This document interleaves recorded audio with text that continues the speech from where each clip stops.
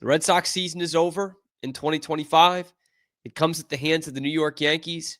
And the prevailing thought I had last night was this: we're never going to hear the end of this. Never going to hear the end of it.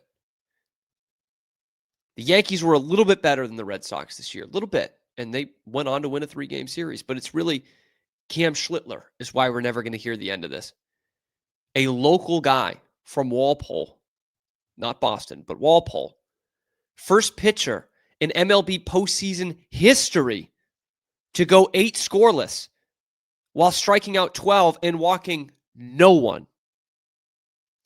That is how you shove it to the team that you grew up rooting for, right there. And look, I'm seeing all this stuff now of like, oh, he was drafted 1 pick behind you. Northeastern people are freaking out. You could have had him. He was in your own backyard. Yeah, they were picked in the 100s, man.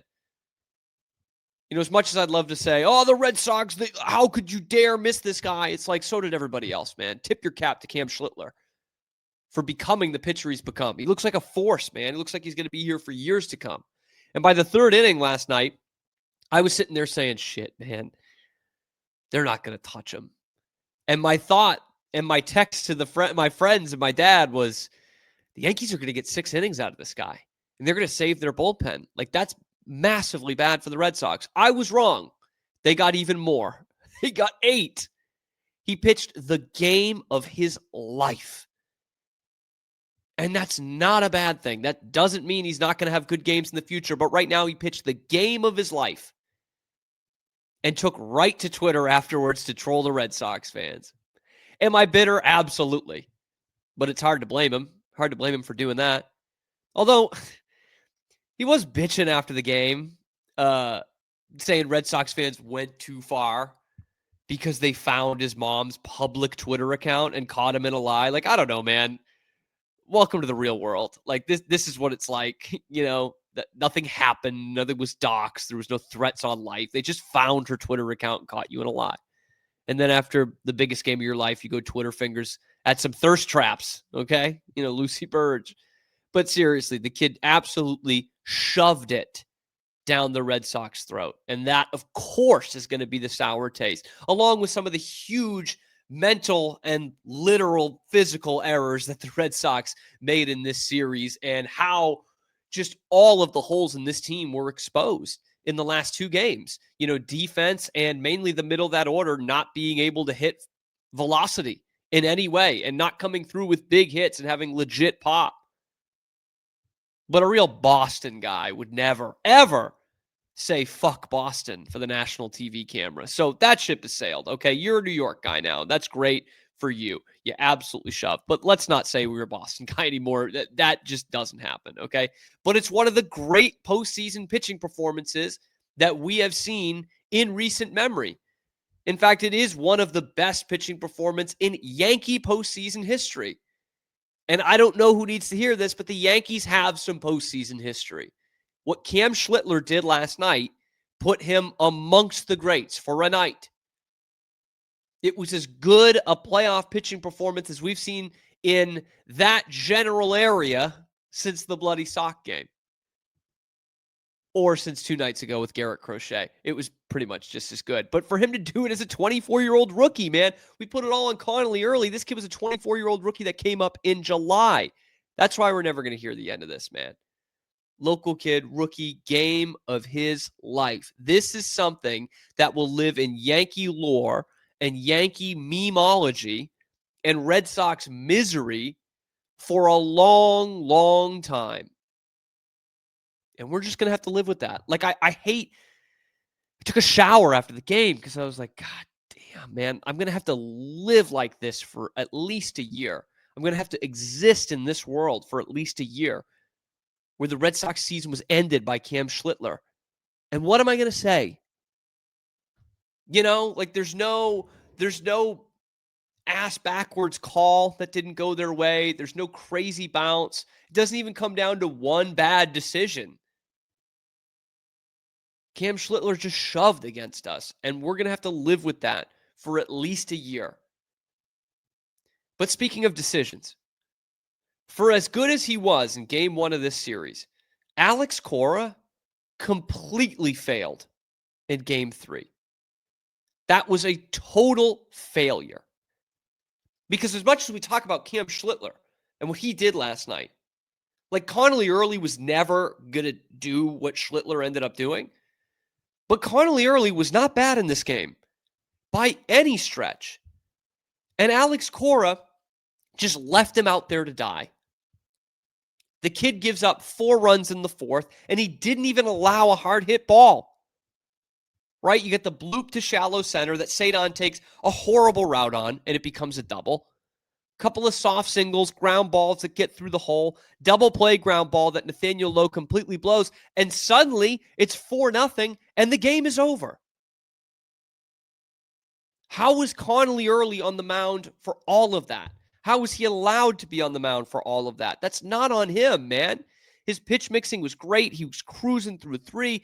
He gave him exactly what you'd wanted through 3 1/3, which, let's be honest, I mean, you would have loved to get 5 innings out of him, but you probably weren't going to get much more than 3 1/3, maybe 4 innings out of Connolly Early in this game. He went into the inning, the 4th, with 34 pitches and wasn't taken out until he hit 78. It took the bases being loaded and 1 run already being in for Alex Cora to even have somebody warming up in the bullpen. Like, what I hate the most is it's the exact antithesis of how he has managed playoff games his whole career. Like, he's a great postseason manager in my eyes, and we saw it in game 1.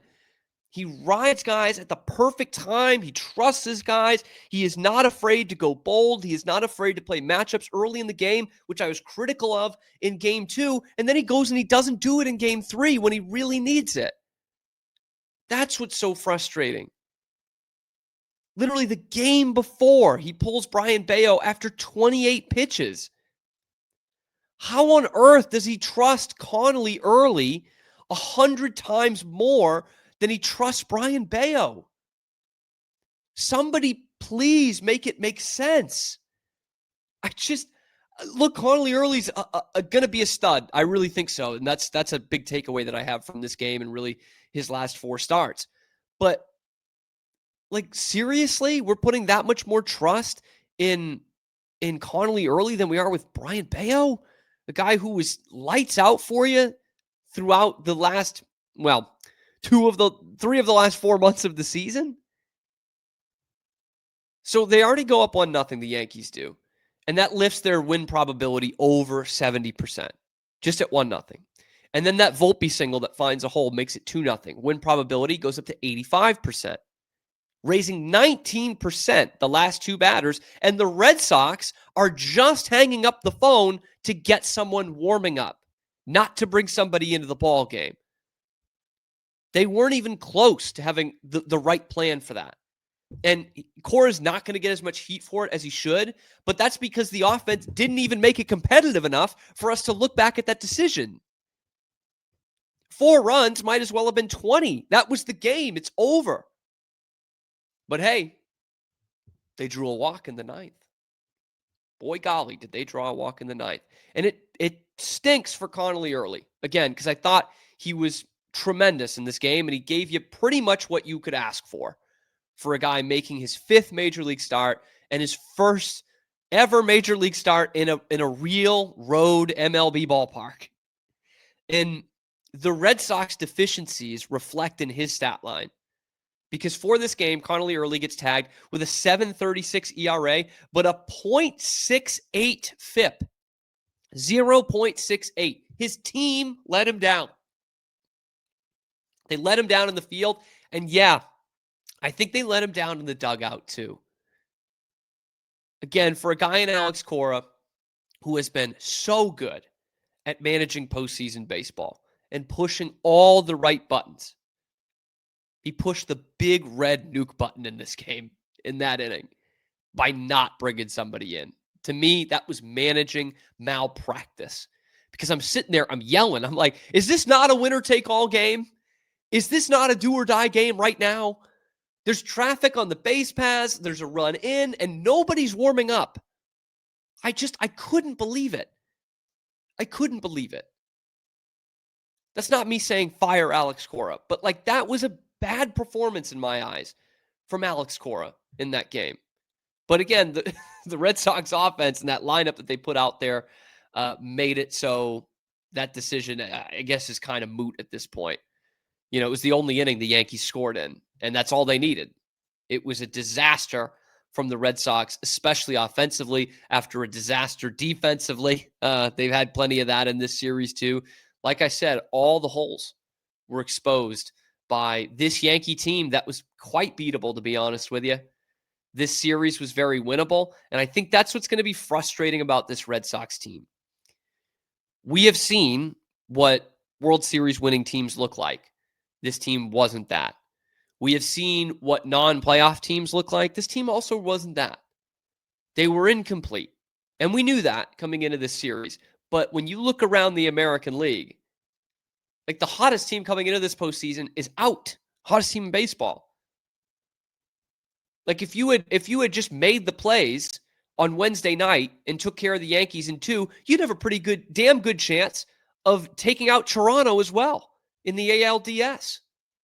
That would have been you'd have a real chance to do that.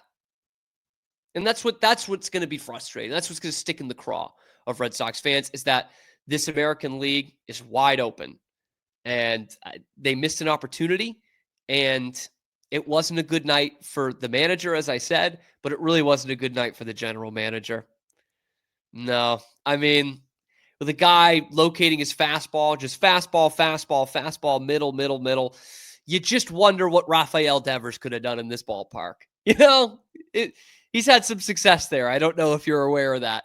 And look, fine. You want to say he's not going to contribute to your winning the next couple of years, at least get something for him. What did Harrison and Hicks do in this series? What did Dustin May do in this series? The Red Sox had glaring problems in July. They did not address them, and they became glaring problems in October. It was a heck of a run for the Red Sox to get to the postseason, but that's a bad night for the general manager when you see how wide open this American League is, especially in a year where you face the Yankees in a 3-game series and their ace is out for the year.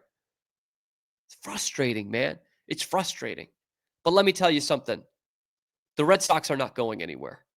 They've got work to do. They do. But this should be a matchup for years to come. Red Sox-Yankees should get some modicum back of what it was 20 years ago, because these are the two best teams in the American League East for the next 5 years in the outlook. And the Red Sox can make some big moves this winter and make them as good and maybe even better than the New York Yankees by April 3rd, their home opener. But let me know what you think in the comment section below. Whose fault was it that they lost this series? And what changes do they need to make? Let me know in the comment section below. Then be sure to like the video, subscribe to the channel. Of course, we come at you every weekday live at high noon Eastern time, and then available wherever you get your podcasts as well. Your lunchtime alternative to Boston Sports Talk Radio is right here at The Cam Show.